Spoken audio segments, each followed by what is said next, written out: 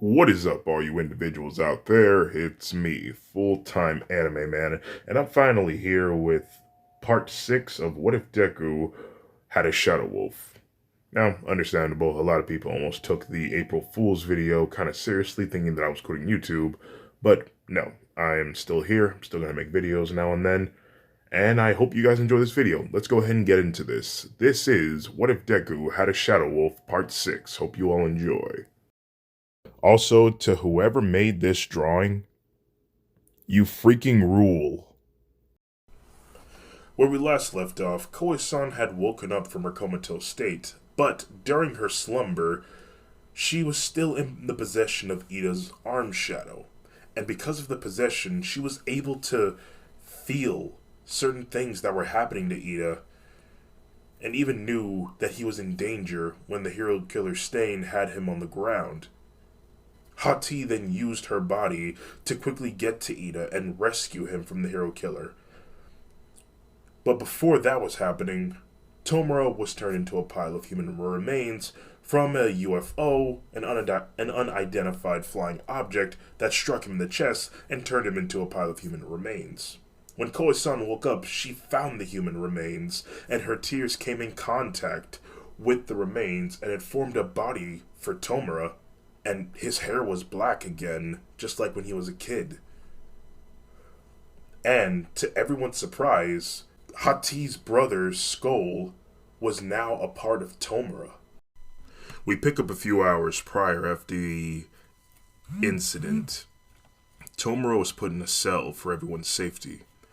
He wore a onesie gray jumpsuit as he sat down at his bed looking down at his hands, still trying to process what happened to him.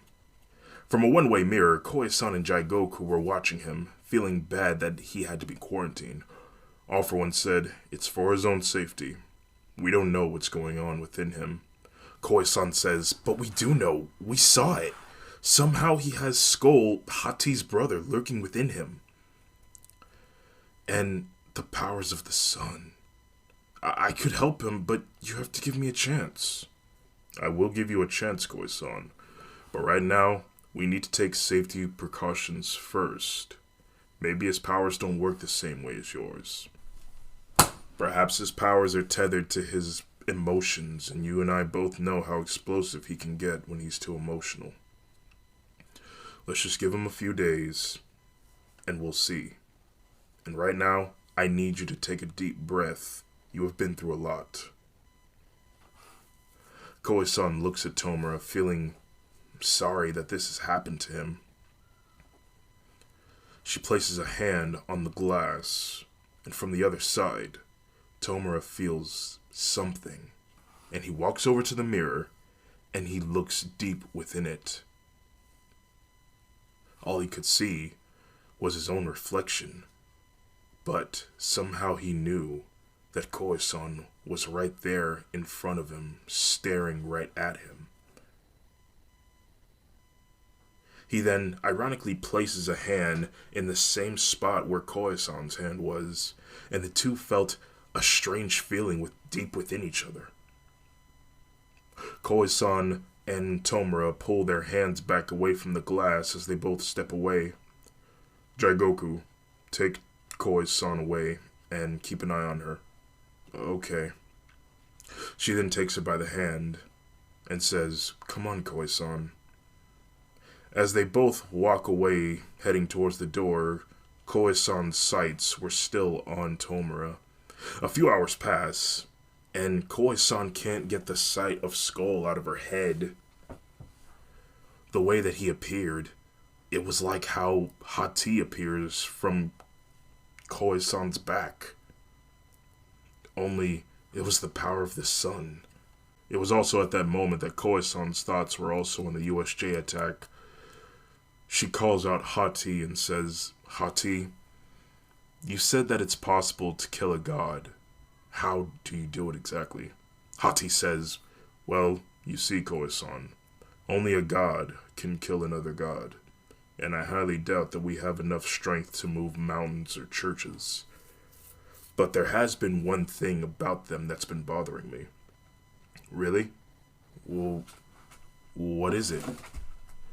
when you choked Magni, it seems to have been effective, which is strange, because the last time I saw the gods, when I saw a human strike one of them, it barely glazed the gods. But seeing him choke and cough like that, that breaks down a lot of things for me.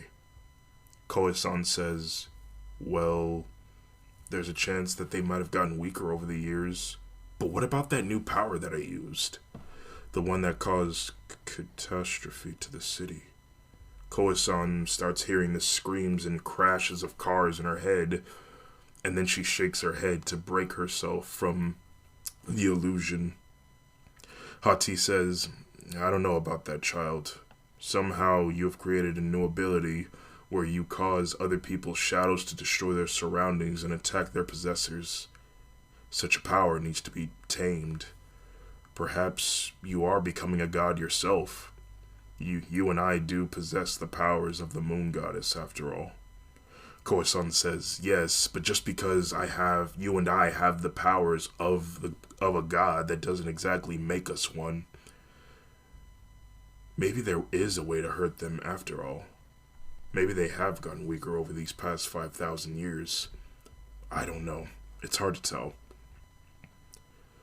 Hati had something on her mind that she had to get off. She then says, it's a chance, but Koe-san, there's something I need to tell you. What is it?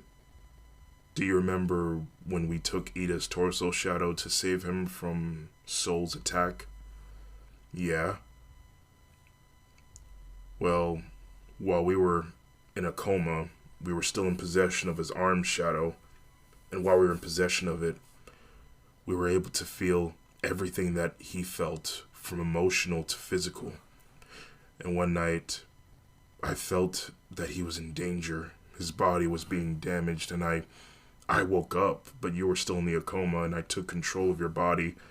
I took us to him. I used the abyss as a fast travel way to get to him using his arm shadow. And I saved him from a man who was going to kill him. What? Why would you do that? If he was going to die, then that would have been on him. If he was going to die, then that means that he is weak, and the weak should die and the strong should live on. Hati retaliates, saying, I know that, child. You have said that many times, but what about the times where you saved him again, and you saved Uraraka? And I see why it is better that way. It's just, when I felt Ida's sadness, it affected me, and you. And I heard his thoughts that this hero killer Stain had critically injured his brother. Hati starts talking with her voice cracking as if she's trying to fight back tears. And when I heard him say that someone badly hurt his sibling, it reminded me of the time when how Odin treated me and my family. When I felt Ida's body getting damaged, I had to do something. I had to use your body, Koe-san. I'm sorry. Koe-san, not being a bit more sympathetic towards Hati, calms her anger towards her and says, hey, it's okay. But what did you do to the guy that attacked Ida? I devoured him, and I killed him. Koe-san then rubs Hati's head and said, did it make you feel better? Yeah. Child, remember when you told me what I wanted to do with my life? Yeah. Hati says, when I saved Ida, something about it felt really good.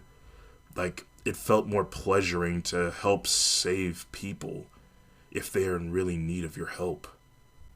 It feels much more pleasuring than wanting to bring about the end of the world. Koe-san, I want to be a hero. Koe-san was a bit shocked from that response. You really want that? Yes, but I think there should be a bit of a twist to it. You see, instead of letting the bad guy being taken to jail and probably only getting a few years and then getting out and doing the same thing again, perhaps they should be purged. I understand what you're saying, but are you sure? Hati nods her head, and they both come to a agreement that they can stay at UA, but Koi-san will still be in pursuit of her PhD. They would also go on to talk about killing the villains instead of bringing them in. It isn't something that the heroes would be exactly okay with, but they would find a way to work around that in the future. Soon, Jigoku enters the room with food in hand. Here, you need this to regain your strength. Thank you, I am starving, said Koi-san. She proceeds to eat, and while eating, Jigoku tells her about everything that had happened, from her classmates making a get well soon card for her, which is right over there, she points, and how she convinced most of her classmates to withdraw from the UA Sports Festival after they glorified violence and wanted to see them fight each other. She even goes on to tell her that she, along with a group of men, raided Overhaul's fortress, and she avenged her by capturing the man who critically stabbed her. And they even found a little girl who was in rough shape, but also scared out of her mind. And that she's here in the bunker with them right now. Oh, well, what's her name? Well, she hasn't said anything since I first met her, or even when she got here. But whatever happened to her when she was in Overhaul's care, it must have not been good. Oh, well, I'm glad you got her out of there. Jigoku goes on to explain what the girl looks like, even goes on to say that she may even be a mute. Koi-san asks, what do you think Overhaul put her through? I don't know, but whatever it was, it must have been horrible. It's quiet for a moment, and then Koi-san brings up something that happened as she lied sleeping. Jigoku, listen. When I was in the coma, I may have been dreaming, or maybe I was going in and out or something, but one day I felt aware of what was going on around me. But I'm not sure anymore. Anyway, I heard your voice. You came to me and you called me your guardian angel. And then, I could be wrong about this, but you said you're in love with me? Jigoku blushes. She didn't expect her to actually be listening. Well, what would she say? Should she tell her how she really feels straight up? Should she just lie and continue to hide her true feelings? She feels so lost right now. She starts to panic, saying, well, you see, Their conversation was interrupted when a loud siren and a flashing light occurred, and a voice over the intercom saying, emergency exit, emergency exit. Everyone must leave for their safety. A catastrophe is currently happening in the vicinity. Everyone must evacuate. All for One called Jigoku and informed her and Koi-san that Tomura has lost control over his new powers and is causing the entire bunker to overheat, and if he doesn't stop, he could cause a meltdown to the bunker's power conduit and cause a devastating explosion. Koi-san quickly runs out of her bed and back in the direction where she last saw Tomura. Jigoku follows her to try to stop her, but Koi-san outran her. The closer she got, the more hot her surroundings would get. She sees the metallic walls start to melt, and she started to smell the stench of carbon monoxide. She started to cough aggressively because of the smoke. She runs for about a minute until she sees an orange and red light. She follows it, and there was Tomura, glowing with a giant skull right in front of him, barking and snarling at something as if he's trying to protect Tomura. He was a few feet away from Koisan, with a piece of a metal platform underneath him as he levitated with a deep crater just underneath him.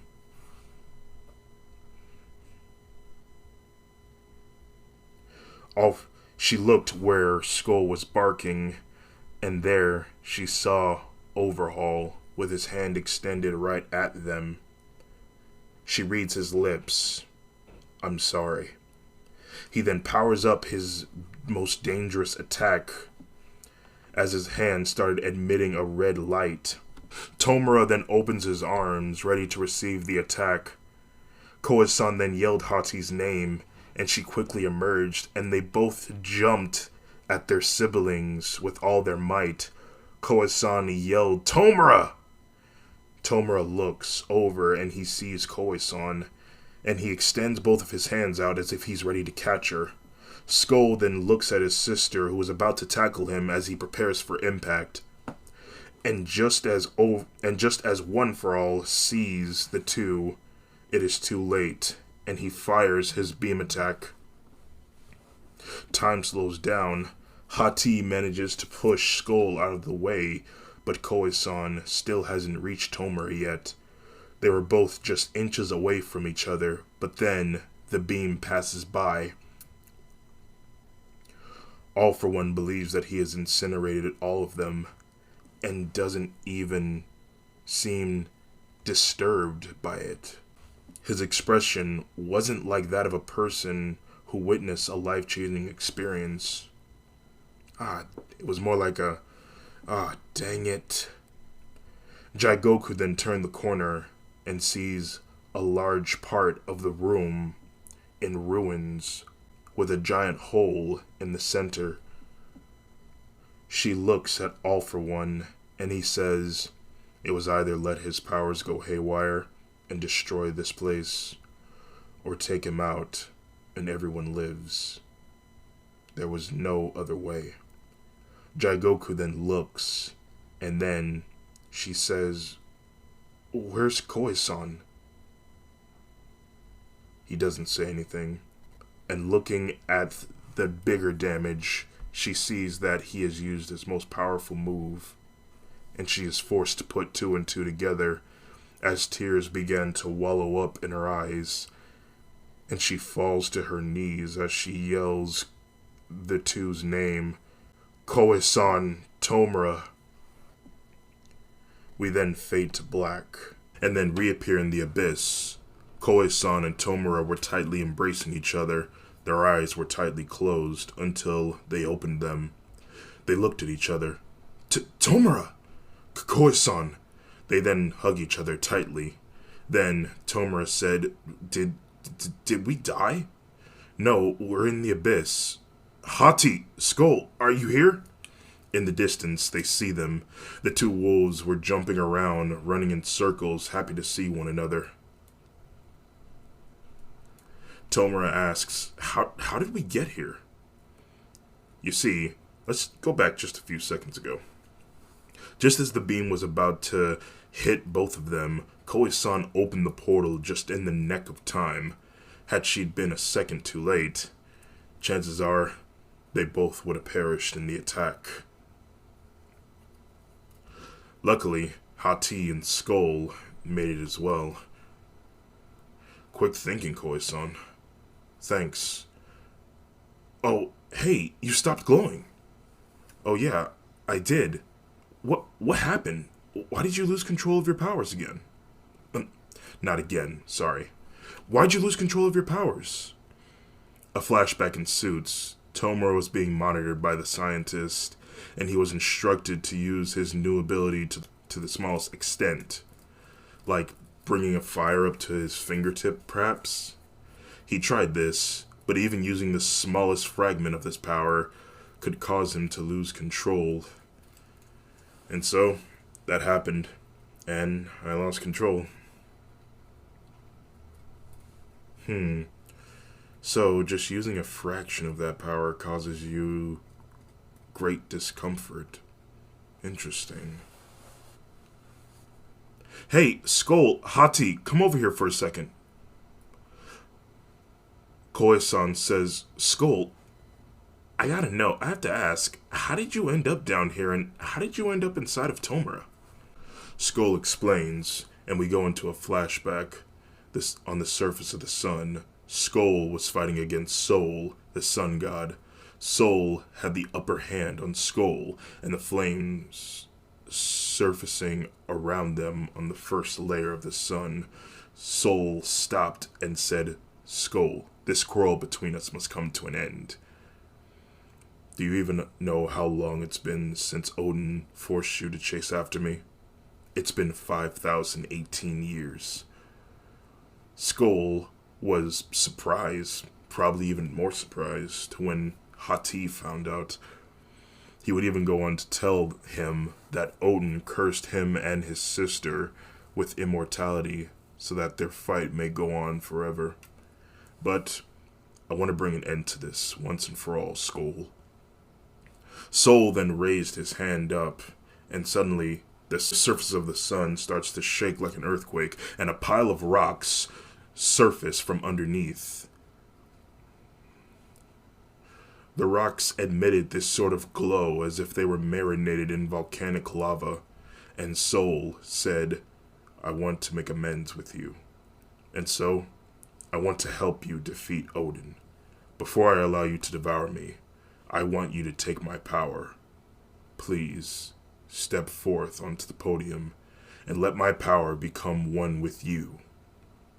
Skull was a bit skeptical, but he felt as if Sol was being sincere and truthful. Without saying anything, Skull then stood on the heated rocks, and suddenly a dome of light, of solar energy, forms around him to keep him in place.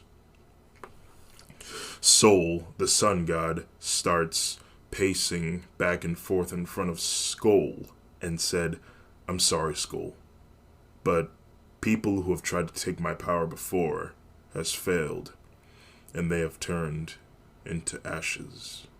But you, I am willing to give you a chance after all. I wasn't lying when I said I'll give you a chance. I just don't think that you'll survive. I mean, you are immortal, so you won't be dead, you'll just be a pile of ashes. Therefore, out of sight, out of mind. Skull starts ramming his head into the barrier while saying, You bastard, you tricked me! Sol gives a devious smile and says, well, I guess it's true about that old saying. Like father, like son. Good luck, Skull. Sol then initiates the power transplant, hoping that it would turn him into dust. Skull tries desperately to escape, but the light in the dome activates, and he starts feeling weak and hotter than before. Even like 3 balls started flying around the dome like a neutron symbol. And in the center where he stood, it got brighter and brighter, and the heat got more intensing. It was so bright that it was blinding. Skull starts to think of something that could help him keep fighting, to stay alive. And it was at that moment he would think about his sister. He would recall seeing her a handful of times when he would see her on the moon, just barely, when the moon was peering around the corner of the earth. He didn't want to let her down. And he would even go on to think about his father, and was tired of the gods tricking and mistreating them. And it was at that moment Skull stood up while yelling, I will not give up! He screams as the light grows brighter and brighter. Skull then turns around, and he was very surprised. No one's ever lasted this long. Suddenly, Soul's sun crystal lifted from his body, and it went to Skull. And suddenly, the light of the sun flickered off, and then immediately went back on, until Soul saw something. He couldn't believe it. The 4-legged creature walked down from the pile of rocks, glowing blindingly bright. Soul couldn't believe it. He survived. Skull looked at Soul with furious anger. Suddenly, his attention was drawn to the earth. He felt a strange familiar presence. He sensed Odin in Japan. And with all of his might, he then jumped from the sun to the earth, aiming for Japan. Soul tried to stop him, but he was too powerless to do anything. As Skull got closer to the earth, his body started to change. He was contained in a sort of crystal-like orb. As he bursted through the earth's atmospheres, the crystal ball emanated some of his fire, and that's when he crashed into Tomura's chest. But something went wrong. When he crashed into Tomura's chest, he tried to deform from the crystal. That's when the powers of the sun went haywire, and it started bonding with Tomura. But unfortunately, Tomura's body was not able to withstand the power, and it killed him. And it killed him and Skull. Duly note, I know I said that Skull is immortal, but let's just say he can die, but he can't stay dead. Even as a pile of ashes, he is aware. And to everyone's surprise, he, along with Tomura, rose from the ashes, no pun intended, like the legendary Phoenix. And that's how I got here. I don't know how we ended up revived, but it was like being born all over again. Tomura says, so it wasn't a meteor that struck me, it was you? That is correct. And it would seem that somehow we were revived, but I'm not sure how. Hati and Koi-san looked at each other. Wait, the powers of the moon and the powers of the sun together. Hati, you don't think... Hati says, I think I do. Tomura and Skull says, well, what are you thinking? And Koi-san would say, we think that we may have brought you back to life because we have the powers of the moon and you technically have the powers of the sun. It must have came together and reformed a new body for you. That explains why your hair is black again. But it would seem that your body isn't suitable for the powers of the sun. Hey all you individuals out there, hope you're enjoying the video. This is future full-time anime man here. And I just wanted to say, there was something I forgot to add in here. After Tomura died the first time and he was revived, it somewhat resetted his alpha waves, which activates his quirk, and considering the fact that he died and his alpha waves were reset, his decay quirk doesn't exist anymore. But he's still our little Tomura. Hope you're all enjoying. As mentioned before, Tomura would say, wow, so you revived me. Well, thank you. Koi-san says, you're welcome. So, what are we gonna do? Asked Tomura.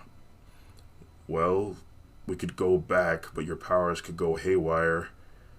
Maybe, and you don't have to do this if you don't want to, but maybe we could stay here and I could train you on how to use your sun powers.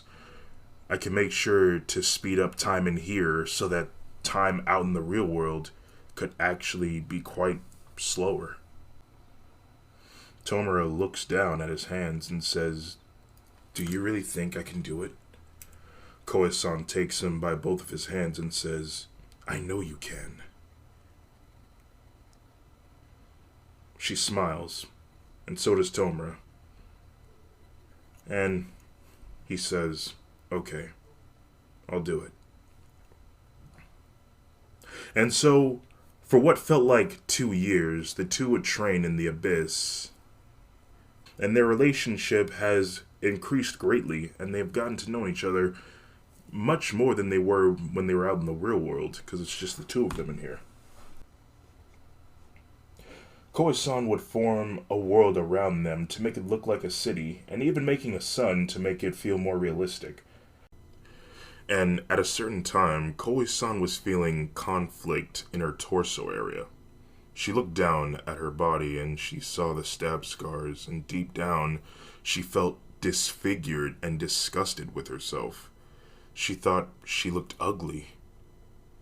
She thought she wasn't beautiful anymore. She cries. That was until Tomura shows up. Hey, what's wrong? She looks at him, tears running down her face. Why are you crying? She speaks through her tears. I'm ugly, Tomura. That man, he ruined my body. Hey, no he didn't. You're still beautiful. No, I'm not. I'm hideous. Just, I, I can't bear this.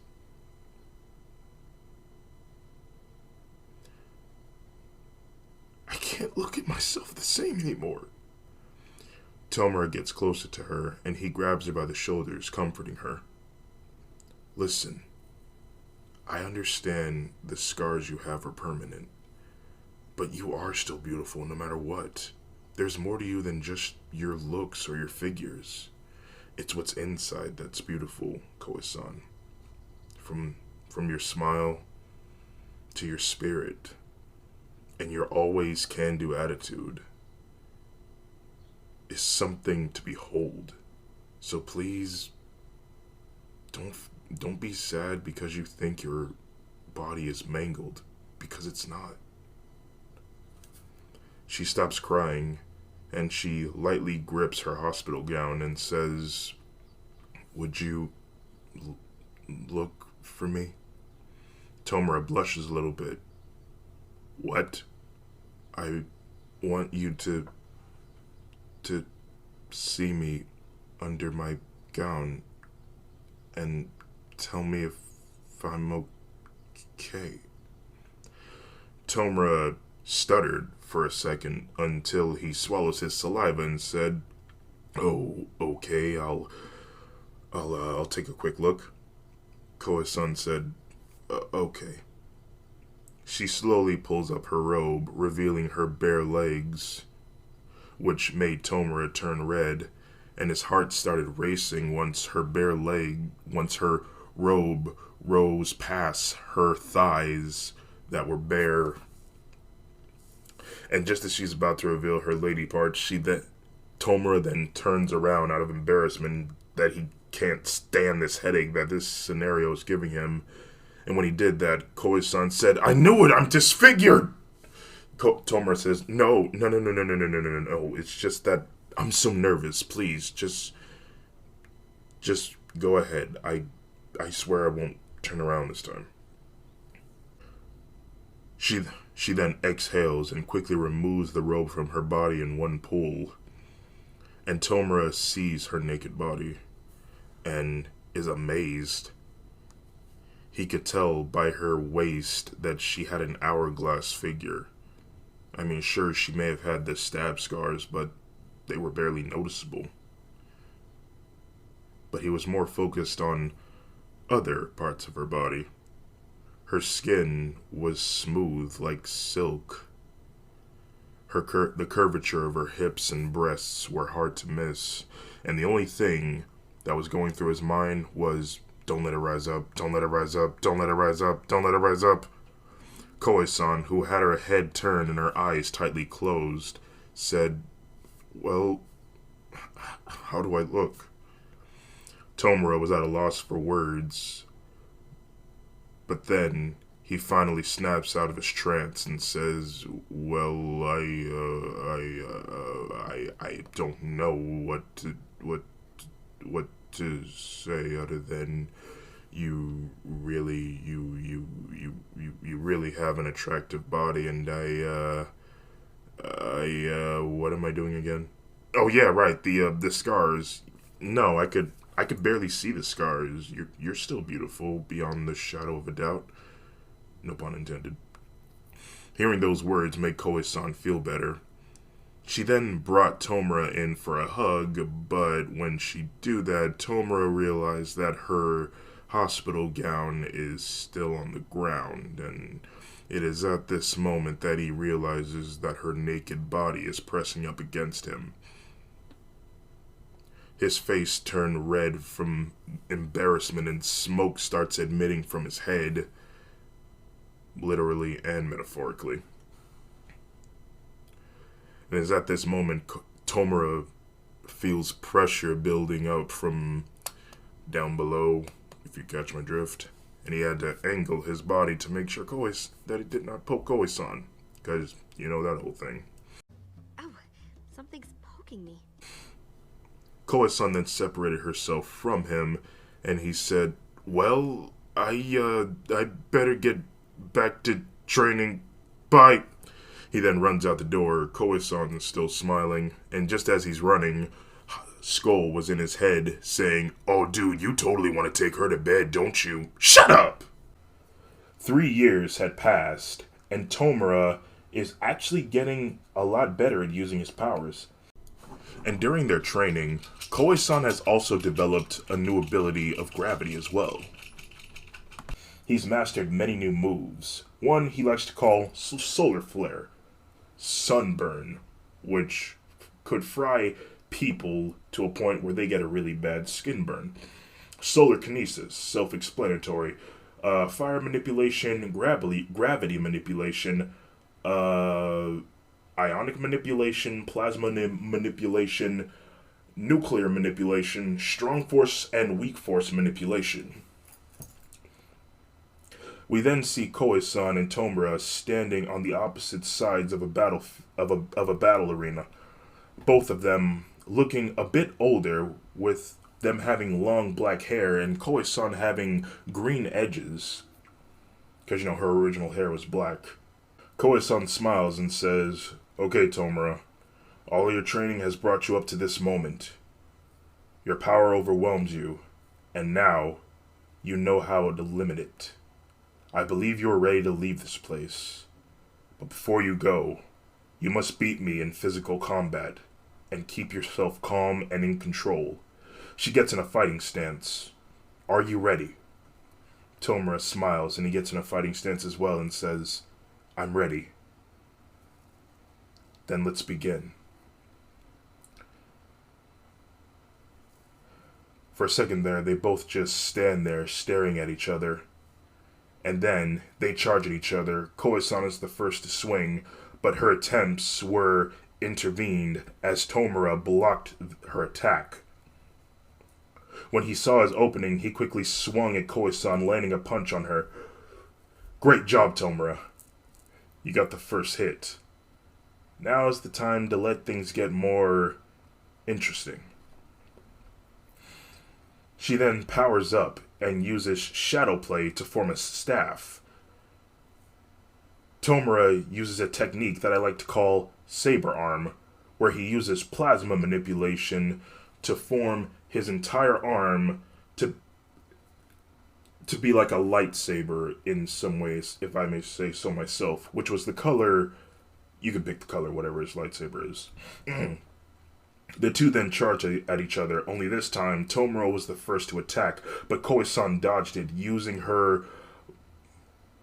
the momentum of her staff. She then pole vaulted over Tomura and bopped him on the back of his head. He quickly regained his composure in time to dodge her staff attack and swings his lightsaber arm. The intense heat burned through her staff, causing it to break in half, but now Koe-san was dual-wielding.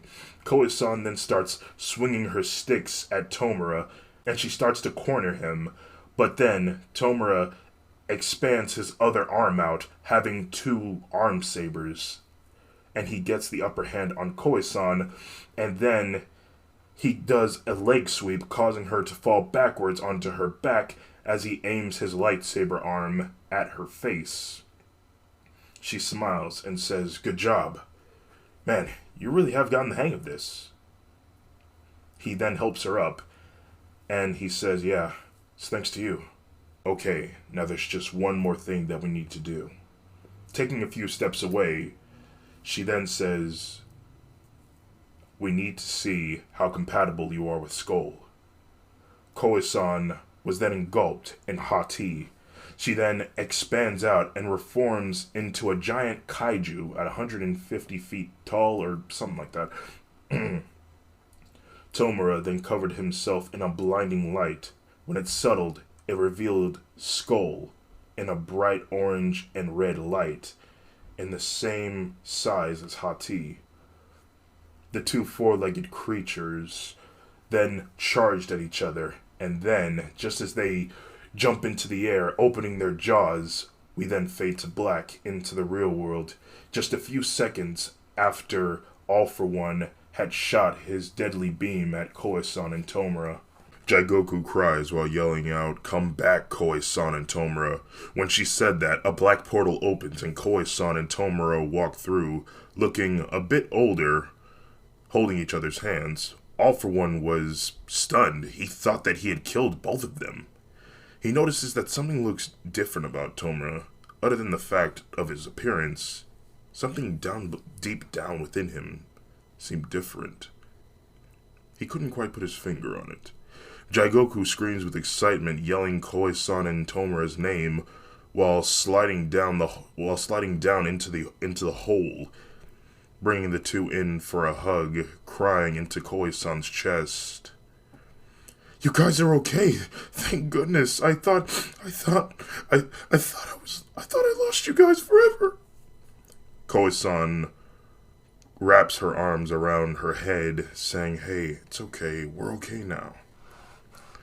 All For One approaches, saying, "You two survived. What happened?" Koe-san, with anger in her voice, saying, "What happened? What happened? You were going to kill Tomura. That's what happened, with no hesitation, if I may add. Why would you do that?" "Well, I'm sorry, Koe-san. He was losing control of his powers, and I could not have this location of the facility be compromised." "But you didn't even try anything. You just tried to murder him first." "Again, I'm sorry. I didn't feel like I had much time. It seems like he was going to explode at any second." Tomura places a hand on Koe-san's shoulder and says, "It's fine," and would even go on to tell All For One that Koe-san helped him control his powers. "How long were you two in the abyss?" 5 years, said Koe-san. "I've trained him like hell, and he's come a really long way." All For One says, "Really? Well, you'll have to show me. But right now, we need to take everything back the way it was. For everyone's safety, you must be quarantined again." Koe-san says, "But did you not listen? He just learned to control his powers. Why does he have to go back?" Koe-san, "You did a really good job on helping him control his powers. But let us study him, so that we can thoroughly understand it. Just give us a few days, please." "Oh yes, and Koe-san, there's someone I want you to meet. Come with me. Tomura, you wait here and wait for further instructions. Jigoku, you follow us." Just before they leave, Koe-san looks at Tomura, walks up to him, and takes him by the hand and said, "Remember what I taught you, okay?" He smiled and said, "Okay." Soon, Koe-san enters a dark room with new clothes. There were no lights on and it was very dark.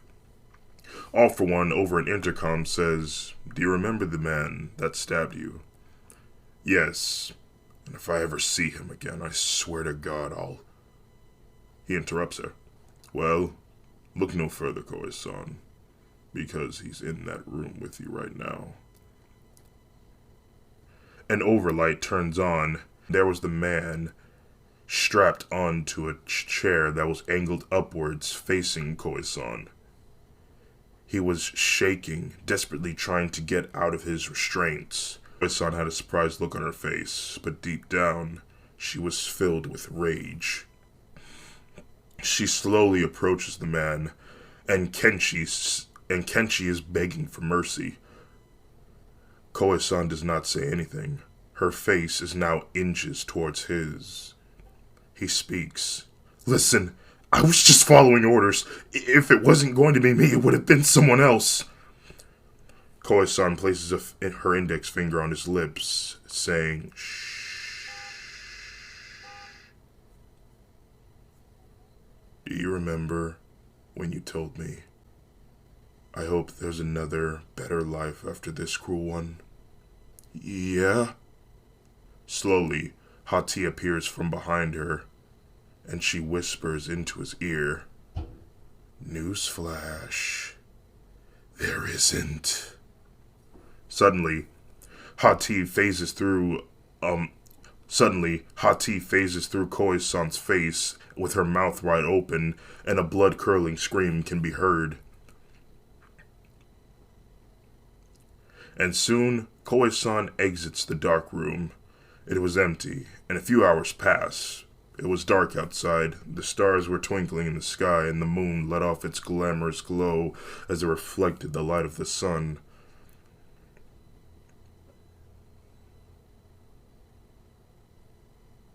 Koi-san sat in her bed, talking with Hati. So, Hati, how does it feel to have your brother back? Well, I am very happy, child. But with our time in the abyss, he's been talking about something that's been bothering me for the past 5 years we've been in there. What is it? He still wants to bring about Ragnarok. He says it's his life's mission to destroy everything that the gods have created. But what if this world isn't created by something that the gods made? But instead, this world itself has evolved into something that happened 5,000 years ago, when mankind rose. Koi-san says, do you think you could change his mind? And what about your father's? Can you change his mind as well? Well, with time, I'm sure, but with the thousands of years father's been, he might not be so tempted to let go of the past and see the beauty that this world has to offer. Maybe we could find a way to free him. Free him from the shackles that bound him in place. You and me, we could show him that there's no need to destroy what the gods have created. That there's no need for war. At least, I'm hopeful I can save innocent lives. Well, I'm sure you can find a way, but what if push comes to shove? It's quiet for a few seconds, and then Hati responds, let's hope I can convince them. But we have more pressing matters to tend to. The gods that we faced. A small flashback ensues in Koi-san's head. She remembers all of their faces. Koi-san breathes heavily, but Hati calms her down. Breathe, child. Breathe. Okay. So, how are we going to beat them? They're far stronger than I am. They may be far stronger, but now we have the power of the sun on our side. But just because we have strength in numbers, that doesn't mean we can beat them. We need to use our brains to defeat their bronze.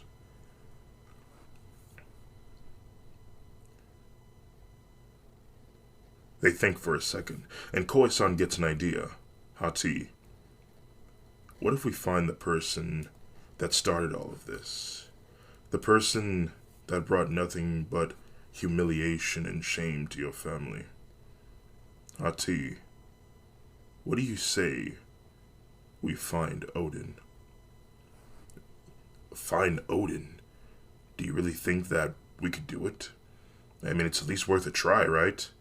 And besides, if we do find him, and there's nothing that he could do, well, I'll let you do whatever you want with him. I do like the sound of that, even though Father says I shouldn't kill him because he wants to. He didn't say I could take a little bit of pleasure out of ripping his limbs off his body. Anyway, child, I think that's enough talking for now. You should rest. We have school in the morning. Okay. Good night, Hati. As they both lie resting, Koe-san's thoughts were on Tomura. When will they ever let him go? I hope they're not putting him through too much. Because the kind of power that he possesses, it's actually capable of destroying the world. Like 1,000 atom bombs going off at once. With what I've seen, it's too much to bear. That moment, Koe-san would dream about the time that she saw Tomura accidentally use his full power and create an explosion that resembled an atom bomb. Luckily, while they were in the abyss, she was able to warp the world around them to get a great distance from Tomura, a distance that almost resembled the distance of halfway around the world. But even with that, it still wasn't enough, and both of them were greatly injured in the process. But luckily they both survived. She also dreamed of the moment she was attacked by the 7 gods. She remembers being kicked, slapped, punched, and thrown into the ground. She never wants to feel that ever again. She never wants to feel that scared, that hopeless. She hates them with a burning passion. And in the middle of the night, she woke up in a cold sweat, breathing heavily. She could not fall back asleep. A few hours pass. She, along with Jigoku, were walking to school that day. Jigoku was reminiscing on how she was glad to have her back, and that she, along with the other girls in class, have made a pledge when they initiate their get-together. She looks over at Koe-san, who looks at the ground in despair. Hey, Koe-san. Yeah? You okay? Yeah, it's just, I have a lot on my mind. Oh, is there something going on? You can tell me. What's up? She goes on to tell her that she and Hati want to become heroes. After Hati had an experience of saving Ida's life, she's growing a liking to saving lives. Jigoku says, "Oh, I see. Well, that's fine. I mean, I get it. But what about the career that we had planned to be psychologists for children?" Well, we have discussed other plans on how we will manage both of our aspects of our goals. Oh, okay, well, in that case, I'll be a hero too. And I'll do my best to follow through on my PhDs. Soon, the two arrive at school, and almost immediately, everyone runs up to Koe-san, commenting on how happy they are to see her. Ida having the most desire of wanting to thank Koe-san for saving his life, but he could tell by the look on her face that she really wanted to be left alone at that moment. But everyone else didn't seem to get the memo. But everyone else would go on to thank Koe-san for saving them from the gods. And Koe-san says, "There's no need to thank me. A sacrifice had to be made. I chose to take them head on, and I paid the price. I am glad you all made it out alive. But please, just let me have my seat." She walks over to her desk, and she takes a seat. She gave off this sort of aura, the type that said, "Give me some space." All but one girl got the message. Mina Ashido. "Hey, Koe-san. Oh, I'm glad to see you're doing better now. Man, I gotta say, you're more tougher than a box of nails. So anyway, me, Yaoyorozu, Sue, and Toru, and your sister, we decided to come up with a group session that's just us girls, no boys allowed, unless they're cute, of course. Hey, did Jigoku tell you about the pledge? Because if she didn't tell you, we can go..." Her sentence was interrupted when Koe-san let out a furious growl as she slowly turned her head to face Ashido. She finally gets the message, and she gives Koi-san the space that she requested. Well, hey, after class, why don't you just join us, and we can get things started, okay? She doesn't respond, and Aizawa enters the room and everyone takes their seat. But before they begin, Aizawa explains how glad he is that Koe-san is back to school and that she's doing okay again. And he even brought the withdrawal papers for her and Jigoku to sign, but Koe-san says that she and Jigoku will be staying in the hero course. Aizawa was happy to hear that. In a few hours in class, Koe-san had a hard time focusing. All of her problems started collapsing on top of her. Her brain forced her to relive that day at the USJ attack when they kicked, punched, and threw her to the ground, greatly injuring her. In reality, Koe-san was breathing rapidly, as if she was being put in a very tight space and her claustrophobia is getting the best of her. It caught the attention of everyone in class. Jigoku tries to comfort her, but it caused Koe-san to jump back, for she thought she saw one of the gods. As she fell back, she yelled, "Stay away from me!" Everyone quickly got up from their desk as Koe-san fell to the ground. But Koe-san, crawled backwards as she continued to look at everyone, as her brain kept putting her back in the scenario. She then curls herself into a ball. But then, Hati appears, and she tells everyone to get back and give her some space. Come on, child, let's get you some air. Hati then expands out in her size, and she picks her up and carries her to the back of the school, where the sun was just overhead, and the trees waved in the wind. A minute passes, and Hati says, "Are you feeling better now, child?" Koe-san sighs and says, "Yeah, I just had a bad flashback." Hati, "Yes, child. Do you think we have a chance against the gods?" "Child, let's take it one problem at a time. Right now, we need to focus on today. You're okay, and I'm here with you." Koe-san then nuzzles her head against Hati's head.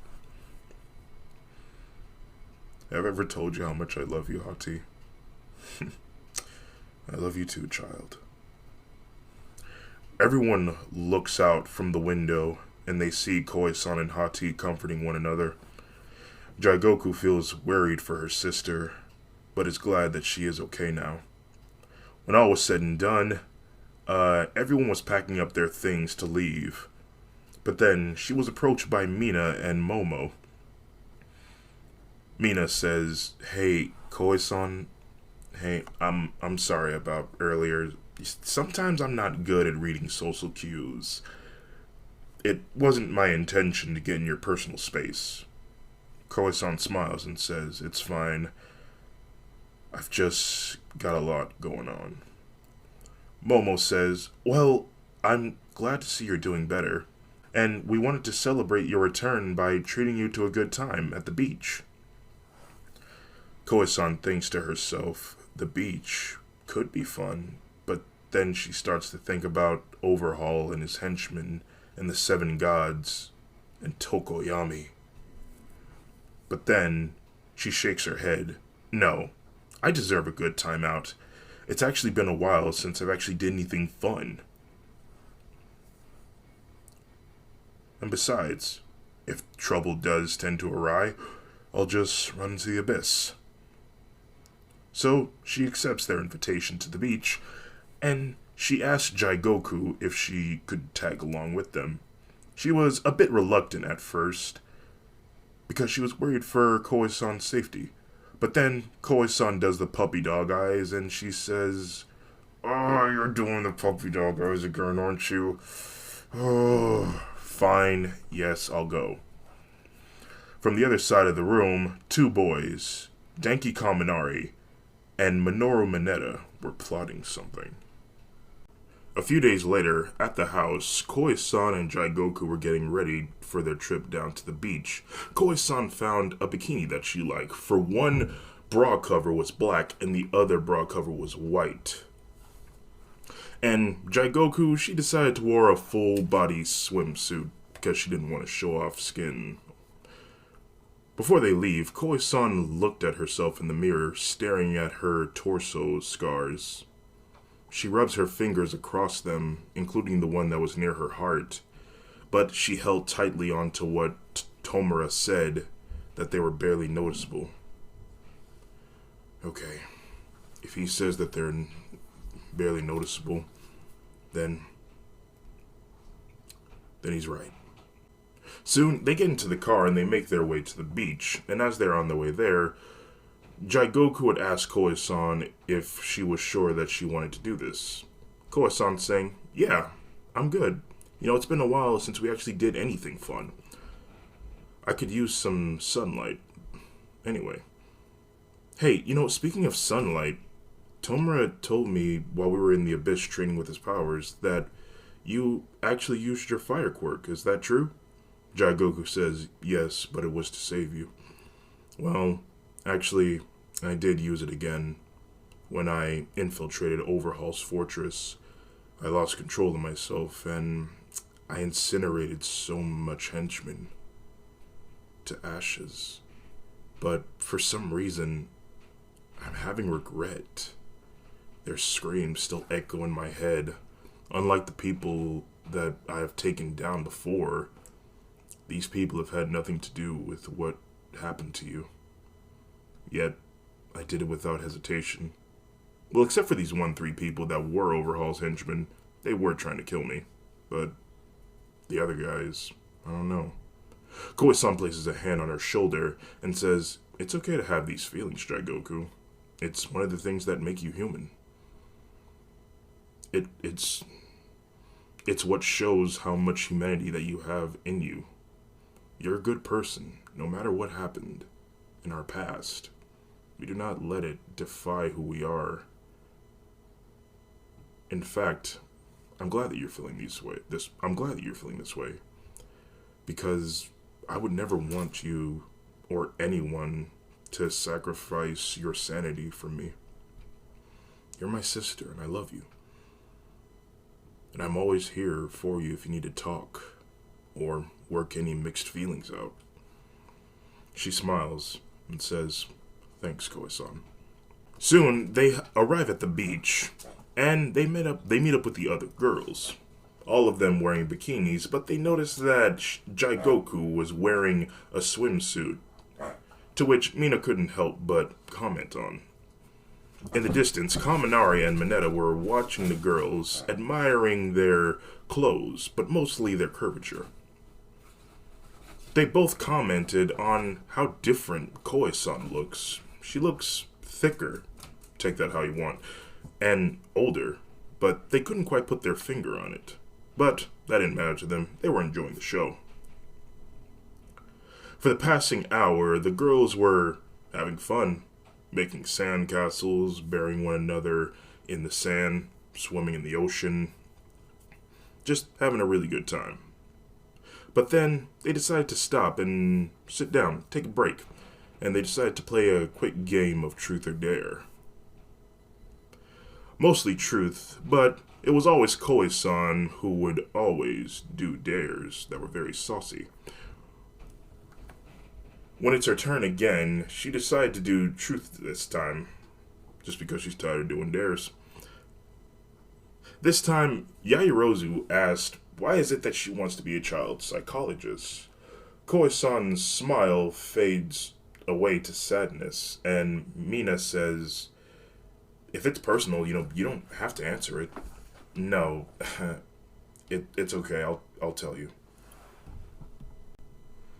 She sits down and says, when I was little, like very little, my mom tried to kill me as I was laid sleeping, and my dad saved me from her, and she was taken to a mental asylum. The only person that took care of me was my dad, but After losing his wife, he took to alcohol for comfort, and I can remember the beatings that he gave me. I remember one day while he was feeding me in my high chair that he pushed me and he damaged a part of my brain to a point that I couldn't speak.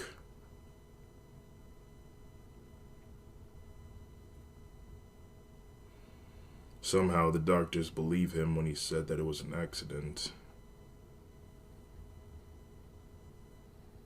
But the abuse continued, and at the age of 3, I remember one day he molested me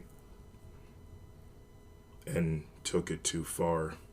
He'd used my body to pleasure himself. And one day, he was forced to take me to the doctor so that they could find out what my quirk is. And the doctors noticed the bruising and took me away from him. For those passing days that I was gone, it was great. People treated me nicely. I met other kids my age. One day, the people ruined it, and they took me back to him. I lost control of myself, and I hurt him. What she's going to say next is a lie. She goes on to tell them that she ran away, but a nice man picked her up off the streets and took care of her. And it was at that moment that I realized that what I had done to him was wrong. But she's referring to her father, Hasashi. But he deserved it. And I don't want any other children going through what I went through. So after I become a child psychologist, I want to make my own agency and make sure to save as many kids as possible for as long as I live. And I want to help those children who went through tough times. I want to help them recover themselves mentally. And that's why. Now you know my story. The girls look at Koi-san with sadness. Suyu Asui places a hand on her shoulder, saying she's proud of her for being so strong and not letting her past defy her today. They would all comfort Koi-san and tell her that she's going to be a great child psychologist in the future.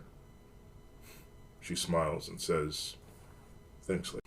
From a few feet away, Denki Kaminari was listening, and he heard everything and began to feel sorrow for Koi-san. He then turned to Mineta and said, "Hey man, we gotta go." Mineta says, "What? Why? I'm enjoying the Bikini Babe. I'm not going anywhere." He then proceeds to tap him on his shoulder, giving him a small shock, which knocked him out, and then he grabs Mineta by one of his legs and begins to drag him away. But then he was spotted by Koi-san. "Hey, you guys, is that Kaminari?" They all look, and they confirm that it is him. Koi-san then calls him over, asking him to join them on a few rounds of Truth or Dare. Kaminari tries to give off the excuse that he can't because he wants to get Mineta home, to which Koi-san says that it's fine and to just chill with them for a little bit. He drops Mineta and he goes over and joins their circle. They go a few more rounds, but when it was Ashido's turn to ask Koi-san a Truth or Dare, Koi-san accepts a dare, and she gives off a devilish smile looking at Kaminari, and she says, "I dare you to make out with Kaminari for 30 seconds. The two stared at each other, Kaminari and Koi-san. Kaminari blushes, while Koi-san has a grin on her face. While on all fours, she begins to crawl towards him. Well, I mean, he is cute. So, what do you say, Kaminari? Do I have your permission?" Her face, now inches away from his. He starts talking gibberish, not even know what to say in this type of scenario, because this has never happened to him before. Koi-san says, "I'll take that as a yes." She then began to mount on top of Kaminari's lap, gently grabs him by the back of his head and said, "Prepare yourself, Kaminari, for this kiss might blow your mind." She then gently pulls him in, and her lips connect with his lips as the two begin to French kiss. She lets out a light moan of delight, and both of their bodies were shrouded in a light layer of electricity. It didn't hurt Koe-san, but boy, could she feel it. Almost everyone was at, wow, they did not expect her to actually go through with it. While Jaigoku stared off in bewilderment, their kiss goes on for 30 seconds, and then Koe-san separates herself from Kaminari. When she lets go of Kaminari fell back, his face dumbfounded, and his entire body just red. Koe-san says, "Ooh, electric." Mina then high-fives Koe-san, calling her a beast. Koe-san looks over at Jaigoku, and she sees that she is red as well. She asks her what's wrong, to which Jaigoku says it's nothing. Koe-san lets it go, and she looks over at a few surfboards and proposes that they should all go surfing. A lot of them object to that. Reasons is because, well, they didn't know how to surf. Koe-san says that's more of a reason to try, to see how fast you can adapt. Watch. Koe-san runs over and she grabs a surfboard and she takes it to the water. She may have fallen down a few times, but she always got back up and tried again. And after a couple of tries, she seemingly seems to have been able to master it as she rides a very large wave. "Wow, she's learned so fast," said Ashido. "Maybe I will give it a try," said Yaoyorozu. "Yeah, me too," said Toru. "Me three," said Tsuyu. "Hey, don't forget about me," said Jaigoku. Soon, they grab their boards and they run into the water, but something strange happens. You see, as they ran into the water, it felt like the water had pushed them back onto the surface. Huh? What was that? I don't know. They then try again, only for the same thing to happen. The water pushes them back onto the surface. What's going on? They all look at Koe-san, and they see a manly figure in the wave that she was riding on. Jaigoku looks closer, and she realizes that it's one of the gods, and she yells at her sister, "Koe-san, watch out!" But before Koe-san could see it, it was too late. She was then tackled into the water. As Koe-san was being dragged under the water, she found herself being tossed around like a current in a large stream. When she was still, she could make out a figure swimming towards her. It wasn't until Hati told her that it was injured that she realized that they were both in danger. She tries to reach for a weapon, but the light of the sun was overhead. She couldn't reach for anything. Hati said, "Quickly, child, shroud me around your body so that he cannot grab you." She does this, and she creates her shadow armor. And when Injured tries to reach up and grab her, his hand phases completely through her. Koe-san tries to swim towards the surface of the ocean so that she can breathe. But then, Injured pulls one of his moves, and he causes the water around them to swirl around him like a whirlpool. Just as Koe-san was about to reach the top, she was pulled back. Soon, she finds herself face to face with Injured. Suddenly, she can hear his voice inside of her head. "This is the end of the road for you, creature." Koe-san tries to fight back, but the force of the water kept her from doing anything. She was running short of air, and her mind started rushing, as if her life was flashing before her. She then gets an idea, and told Hati to go colossal. and Koi-san was shrouded in her shadow, and it expanded outwards with Hati emerging from the water with Koi-san in the center of her. They both breathed heavily for a few seconds. Her classmates urged her to quickly get out of the water. Hati starts to run towards them, but then, suddenly, the ocean around them exploded and she was blown back. And it revealed that Njord had went colossal himself. And he had Koi-san and Hati in the palm of his hands. Now just imagine how big he is. Put a penny in the palm of your hand. That's how small he was. That's how small they were to him. He stared down at the two as he balled his fist up, drowning the two. Shoto yelled to the god to leave them alone, only for Njord to ignore her and turn his back on them. This angered Jigoku, and she conjured a huge glacier of ice towards him. It was about to hit him, but then the water goddess then placed Koi-san and Hati in the path of her ice attack, and she immediately stopped it. "Damn it," said Jigoku. She looks closer, and she sees Koi-san and Hati were struggling, and their movements were getting slower. She had to think quickly before it was too late.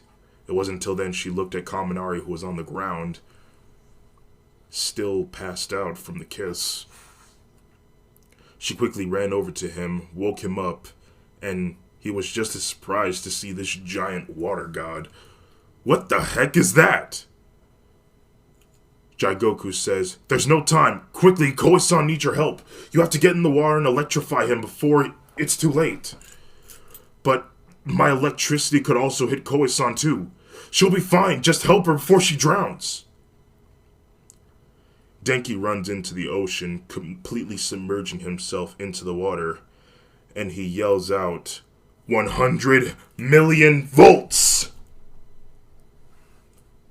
Those voltage then hit Njord, causing him great pain as he drops Koi-san and Hati into the water. They both stood up and they both coughed out water that filled their lungs. Koi-san and Hati managed to get a good long breath in. As they stared into their colossal opponent, they both think, and they need to find a way to get this man out of the water. But then, they get an idea, and they charge at him. They quickly run up his torso as he laid on his back, and just as they reach his actual body that was in the center of his chest, Hati then opened her mouth and then swallowed him whole. Suddenly, the water goes back to normal, causing a small tsunami in the process. Njord opens his eyes and he finds himself in a dark place. He looks around and he thinks that he may have gone blind, because he's pretty sure he has his eyes open. But then he looks down at his hands and suddenly he hears a voice that sounds demonic. "So, how does it feel? How does it feel to be on the other end of the stick? To feel cornered? To feel outnumbered?" Suddenly, he was struck in the face. That caused him to fall backwards, leaving a bruise. How does it feel to think that you're going to die? He was then struck in the chest, nearly missing his heart. A sword pierced him in the chest. A sword made out of shadows he saw that was left in his chest. Blood started oozing out from his wound, and he starts freaking out, losing control of his breathing. Oh, wow. I almost thought that the gods were invincible at some point in time. It would appear that I and the human race were wrong. She then kicks him in the face, revealing herself the same way that Soul kicked her in the face at the USJ attack. Njord begged for his life, but Koi-san yells, "You want mercy? What about the mercy when you and your group attacked my classmates? In fact, where was the mercy for Fenrir, Hati, Skull? They never wanted anything except to be left alone or accepted. You gods think you're better than everyone in the world just because you were the first ones with powers. And because of that, because of such cruelty and things, you are not deserving of mercy. She starts relentlessly punching him, badly bruising his face, breaking a few bones in the process, and even knocking out a tooth. Hati says, "Child, that's enough," and she stops.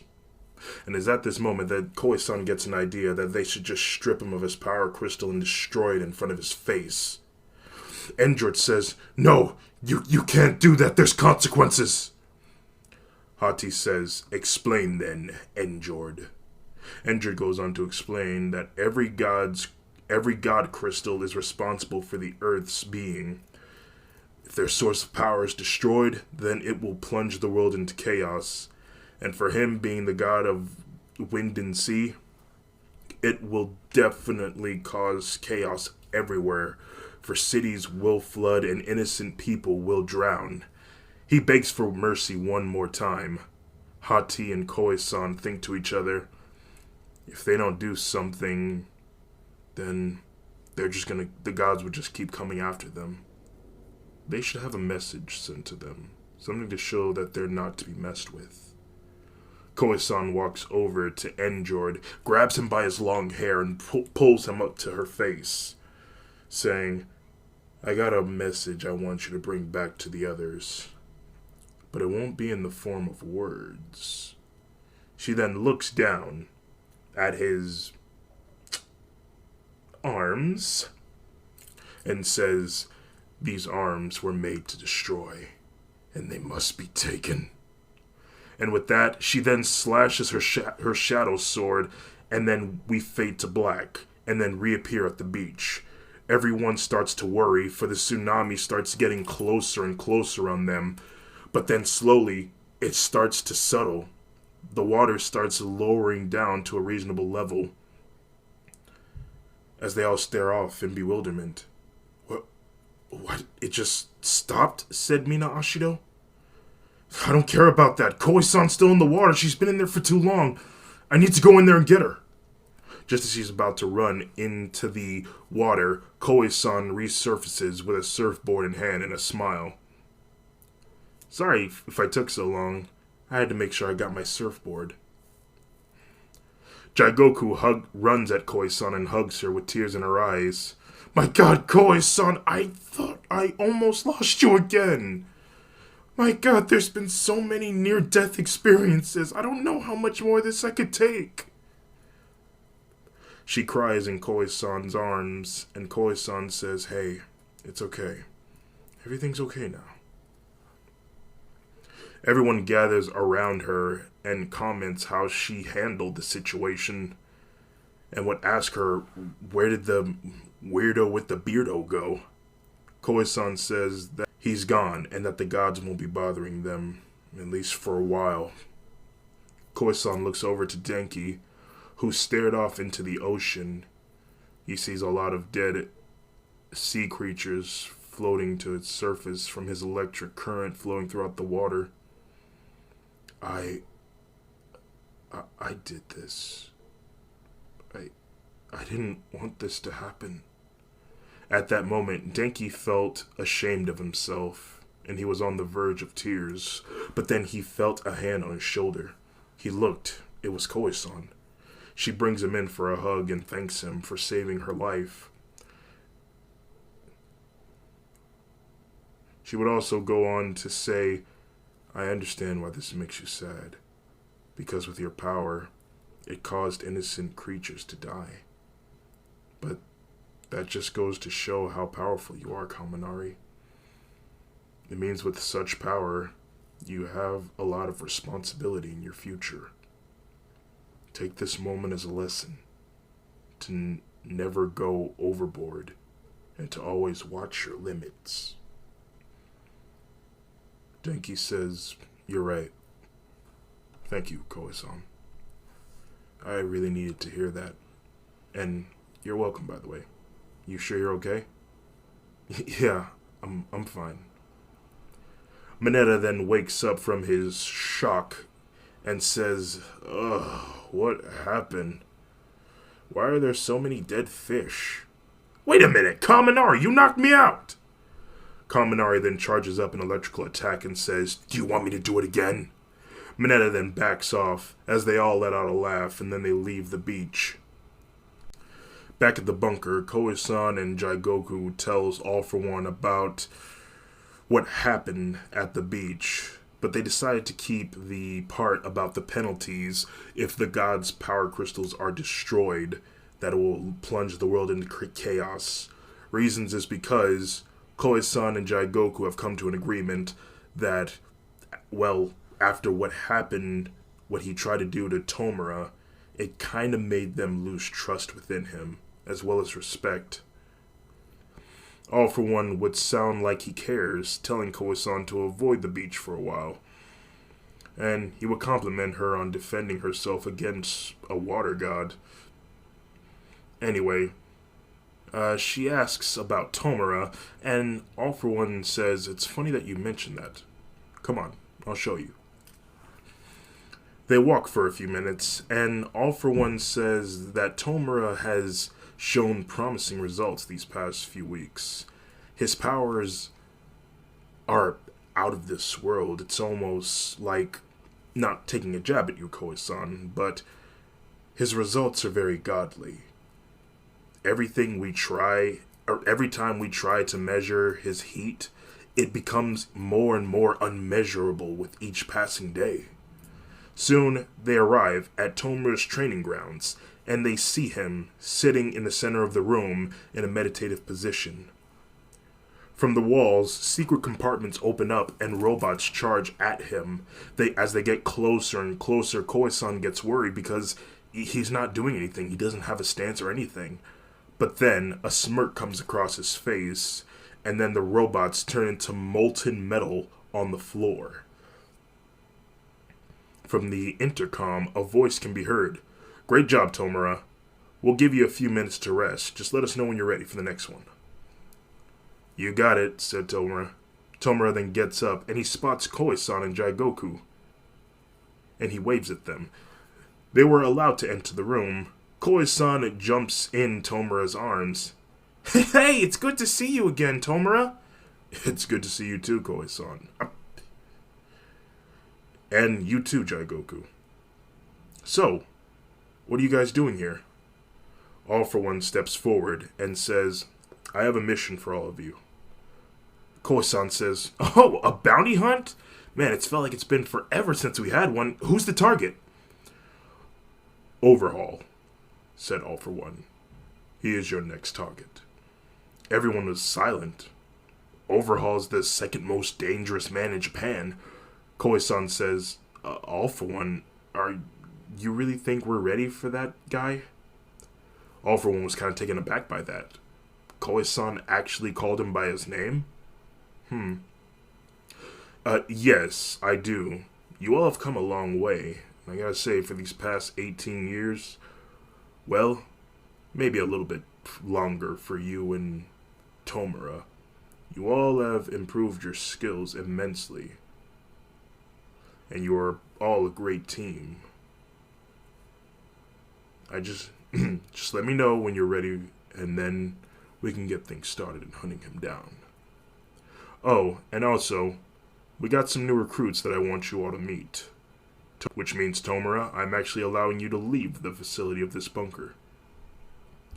Koe-san tightly embraces Tomura, excited, saying, "Yay! I just knew you could do it, Tomura!" "Well, hey, it's all because of you, and your training, and your trust in me." We then cut to Koe-san, Tomura, and Jigoku heading back home. Soon, they arrive at the house, and Koe-san says, It's really good to have you back, Tomura." "Yeah, it's really good to be back. I'm going to sleep for a while in my bed after we meet these newbies." Jigoku says, "Yeah, I wonder who's coming and how many there are. You think there's a chance that they might have useful quirks for us to work alongside?" "Well, we have a while until we see them at Uncle Korigiri's bar, so let's just relax for a while." So they do, and Koe-san tells Tomura about the incident with Injured. He was irked that this happened again, but at least it was just one person and she actually managed to fight this god. But she actually does tell him about the consequences when it comes to taking a god's power and destroying it, and to keep the information away from All For One, to which he promises. The time came to meet the newcomers, and Koi-san, as usual, was the first to greet Korigiri. He was already informed of the guests coming. Soon, the door opens, and a lot of people showed up to join the League of Villains. Koi-san gasps in amazement and said, "Wow, there's so many new people. Oh, that guy looks like a lizard. And that girl looks like a schoolgirl. Oh, and that guy... Oh, wait. That's actually a girl." Koi-san wanted to get Jaigoku's opinion on the newcomers, but Jaigoku seemed pretty drawn at someone, just looking at him. Koi-san looks in the same direction, and she sees a boy with skin that was mostly burned on parts of his body, with black spiky hair. He wore a very large trench coat and an all-black outfit underneath. She was a bit taken aback by this and says, "Hey, Jaigoku, what's with this guy? I don't know. He just won't stop staring at me.